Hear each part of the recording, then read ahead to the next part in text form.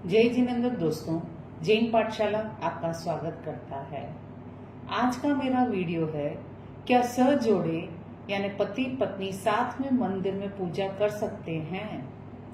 समाधान: पूजा करने के लिए सह जोड़े देरासर जा सकते हो, किंतु देरासर पहुंचने के बाद सह जोड़े पूजा नहीं कर सकते हैं, क्योंकि उसमें भगवान की भक्ति से ज्यादा मोह की वृद्धि होने की संभावना रहती है।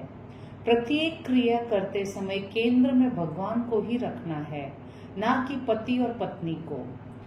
पक्षाल करते समय तुमने किया, आप हाथ लगाओ, पूजा करते समय आपने फूल, नैवेद्य और फल पूजा की, ऐसे सवाल चलते हैं।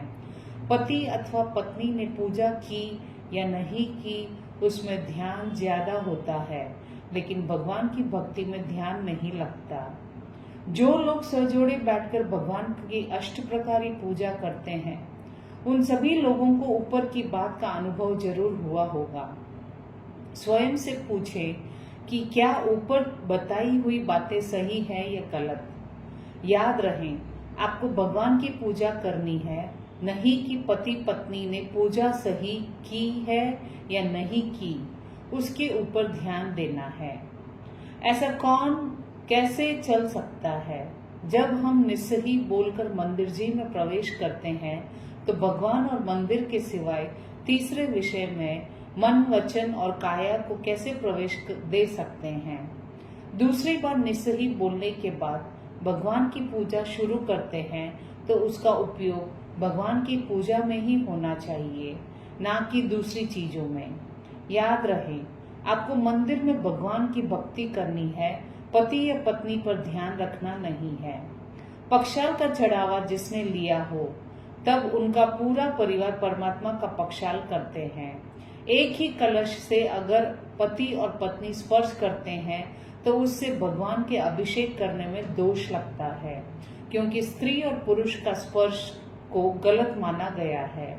उसमें एक दूसरे के हाथ का स्पर्श हो है और उसमें मोह पैदा होने का पूरा अवसर रहता है। अगर दोनों अलग अलग कलश से अभिषेक करते हैं, तो कोई बात नहीं है, जिससे मोह पैदा नहीं होता है। चैतन्यवंदन भाष्य में कहा गया है कि भगवान के दाएं ओर पुरुष और बाएं ओर स्त्री को खड़े रहकर पूजा दर्शन करना चाहिए।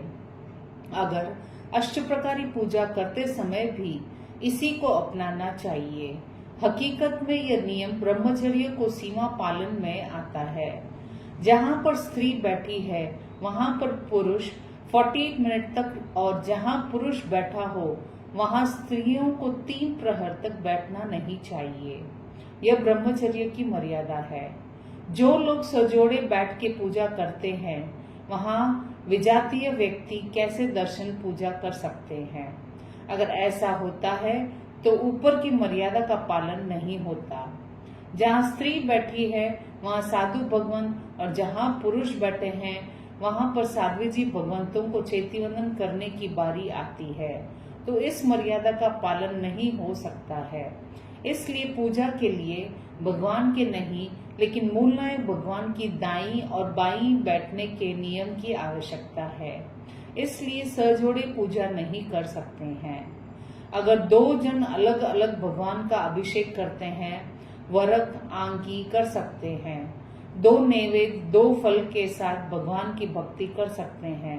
सजोड़े पूजा करने के कारण कम द्रव्य में भगवान की पूजा हुई, उसके बदले अलग अलग पूजा की होती है, तब धन की मूर्छा उतारने का लाभ अधिक मिलता है। अष्टप्रकारी पूजा पति और पत्नी को सिखाने के लिए की हो, तो वह सजोड़े पूजा में नहीं आती है, और यह 3-4 दिन में सिखा सकते हैं, लेकिन हमेशा के लिए पति पत्नी सजोड़े पूजा नहीं कर सकते। श्रीपाल मैना जिनालय में भगवान के पूजा के लिए सजोड़े देरासर गए थे, लेकिन उन्होंने सजोड़े भगवान की पूजा चैतीवंदन नहीं किया। जुगते जिनवर पूजिया मैना ने श्रीपाल, ऐसे पद श्रीपाल राजा के रास में मिलते हैं, लेकिन सजोड़े जिनवर पूजिया मैना ने श्रीपाल, ऐसे पद कहीं पर भी नहीं मिलते। जुगते शब्द का अर्थ उक्ति पूर्वक होता है, लेकिन सजोड़े नहीं होता, यह बात का ध्यान रखना चाहिए।